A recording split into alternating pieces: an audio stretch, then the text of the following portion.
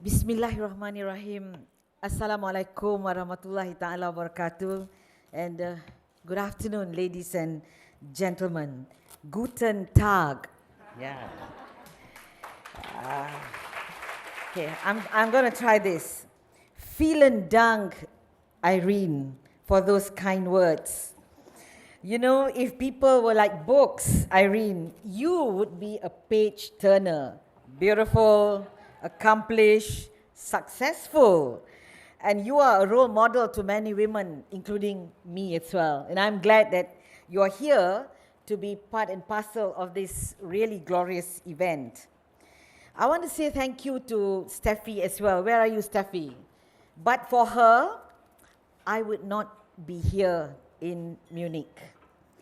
And I want to say this to Maria and Dr. Hubert Burda.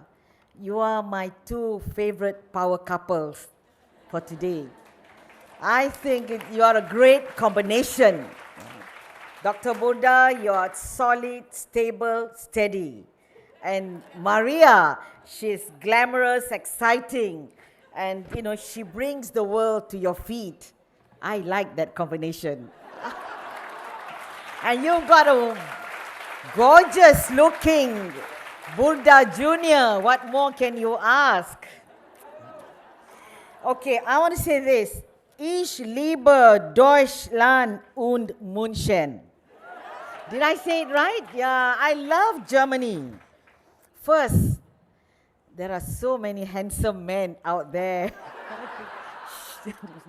And the women, my God. I thought I had seen them all, Irene, but look at the women.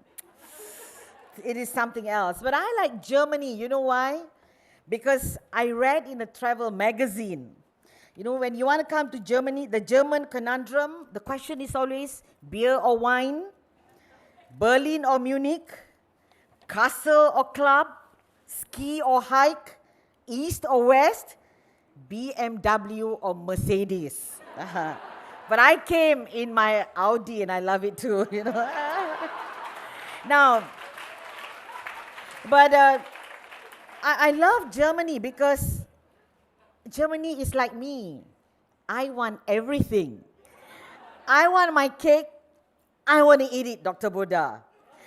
I don't know why people say you can't have your cake and eat it. I want my cake. I want to eat it. And this is what's going to happen in Malaysia. My name is Shahrizat.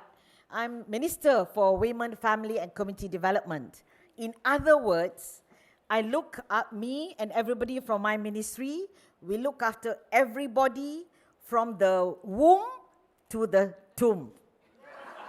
I think it's great. It is, you know, as a Muslim, we say it's an investment not only for today, but for the hereafter as well. Now, where is Malaysia? I'm sure many of you are wondering where I come from. Obviously, you know, I'm Muslim. And I'm a modern and traditional Muslim too. Many people ask me, is it not hot? I said, I hope it's hot. You know?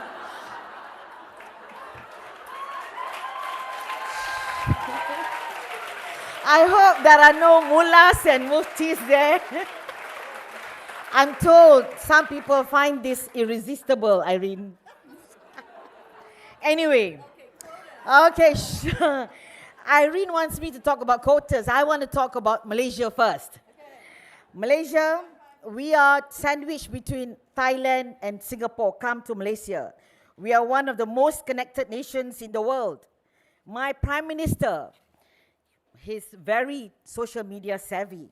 Did you know that in Malaysia, our internet penetration rivals that of advanced European countries like France and Italy?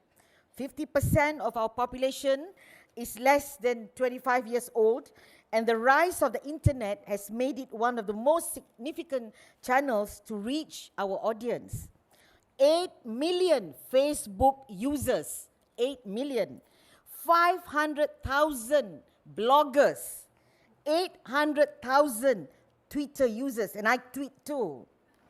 There you are. Malaysians spend more than 20 minutes per session on social media sites and are highly engaged. So, ladies and gentlemen, that's one of the reasons why I'm here, because as a politician, I'd never been to a conference like this ever. Ever. I go to a lot of international conferences and we talk about quotas and all of that, but I am so impressed. Congratulations to the organizers. Believe you me, when I go back to Malaysia, I'm not having conferences in hotels anymore. I'm gonna have it in museums, on open fields. You know, I'm gonna bring back Bob Dylan. Times are changing, you know. Now, in Malaysia, ladies and gentlemen, I want you to know that some of the things that we are doing. Now, okay, why is it that I'm here? I want to say this, that we need more women in politics. We need more, just as we need more women in the corporate sector, you've got to groom your children or the younger generation to rise to the challenge. Because whether you like it or not, in politics, you can make the difference. I've been a minister for 10 years, but I'm not telling anybody my age. But I'll tell you, I'm 58. But I feel very young at heart, yeah. In the 10 years that I've been minister, I carry the responsibility to make sure changes come to Malaysian women. The party that I've been in, we have been, very responsible. We listen to what the people want and have to say. So, alhamdulillah, the first thing I did, actually, I'm the worst combination. I'm a lawyer and a politician. You cannot be worse than that. No? So, I decided, first thing when I became minister, to persuade my government to amend the Constitution of Malaysia. Today, it is specifically stated in our constitution, no discrimination between men and women. And that is to uphold the principle in Islam. In Islam, ladies and gentlemen, if you were to interpret it correctly in the spirit of the Quran, as was brought about by our beloved Prophet Muhammad, women are given their dignity and they are put up there. In fact, there is a saying which says that heaven is under the feet of one's mother. And I'll tell you a story, ladies and gentlemen. Our prophet married a woman for 22 years who was 16 years older than him, who was the original Muslim woman entrepreneur, who was his boss. Her name is Siti Khatijah. They were married for 22 years before she died, and he took on other wives. But she was his inspiration and the driving force. And if you ever were to see a negative image of women in Islam, remember what I have said. Religions don't oppress women. It's people who do that. That's why I'm here, and I hope that you will, the next time, when you think of the Muslim woman, you will think of me. I'm representing 14 million women in Malaysia. We are a multiracial country. We are Muslims, we are Buddhists, we are Catholics, we are everything. So come to Malaysia, ladies and gentlemen, because we are truly Asia. Finally, ladies and gentlemen, I want to say this. For a woman leader, am I already running out of time? Okay, one more. I promise, Irene, I'll stick to 10 minutes. But I want to say this, ladies and gentlemen.